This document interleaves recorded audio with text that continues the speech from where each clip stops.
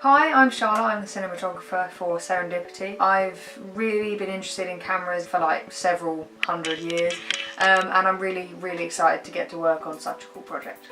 I wanted to work on Serendipity because men's mental health has always meant a lot to me. I've got lots of men who are important in my life and I love them all to pieces, and I would hate for them to feel like they can't talk to me about stuff or they can't talk to people about how they feel. And also, like, I've lost a lot of my idols to sort of suicide. Chester Bennington was a massive reason for me doing this film because he meant a lot to me, and I think it's just, it needs to be made, and it needs to be made now, and I wanted to be a part of that. I think my biggest challenge for this film is making it look visually interesting in a way that isn't gonna, straight away you're thinking, oh, it's a documentary.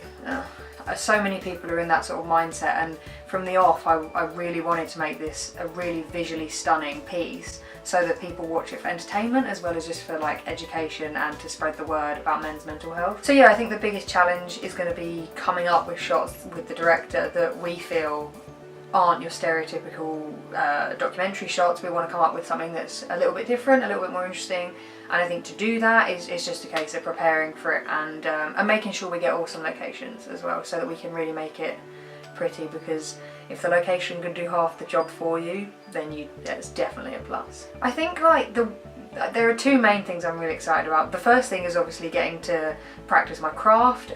This year I've been trained on the Steadicam rig, which I've been wanting to do since I started university. So it's kind of super exciting that I get to finally use that in an actual project, so that's really exciting. I love my team to pieces, so as sort of corny as it sounds, like I really can't wait to get out there and work together as a team because they're all great friends and I'm very lucky to be in such a good group. There are people who are talking about it and people who are trying to raise awareness, and there are people who just know.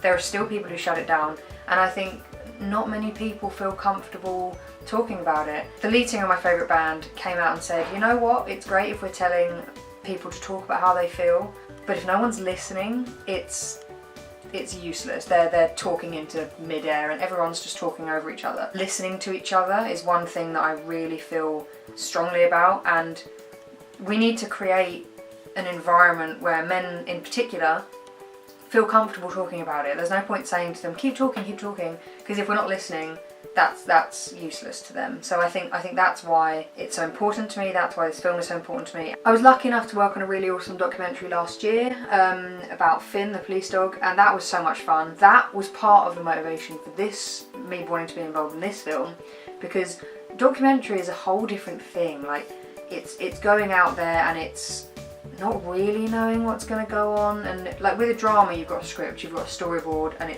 everything's there. You know if you've had a good day because you've got a certain amount of stuff done. But I love the thrill of a documentary because you don't know what's going to happen. You know roughly what's going to happen, but something could happen on the day and you're like, oh, okay, this is a new story, and it's just that extra level of excitement. I think that's what drew me towards a documentary. My favourite documentary of all time, that all my teachers and friends will roll their eyes when they see this, is March of the Penguins. It's easily the best documentary in the world. I would argue to the grave with that, because Morgan Freeman is literally God and it's hilarious and I learned so much from it. It makes me really appreciate Happy Feet, because Happy Feet, I didn't realise, is really accurate, and I just love it. With regards to my contribution to the YouTube channel, I've filmed a lot of them, aside from this obviously, because I'm not filming this. I've edited a few of them just to help out. I've also been the one sort of uploading the videos, doing all the descriptions and all the admin work for all of them, so all riveting stuff, as you can imagine.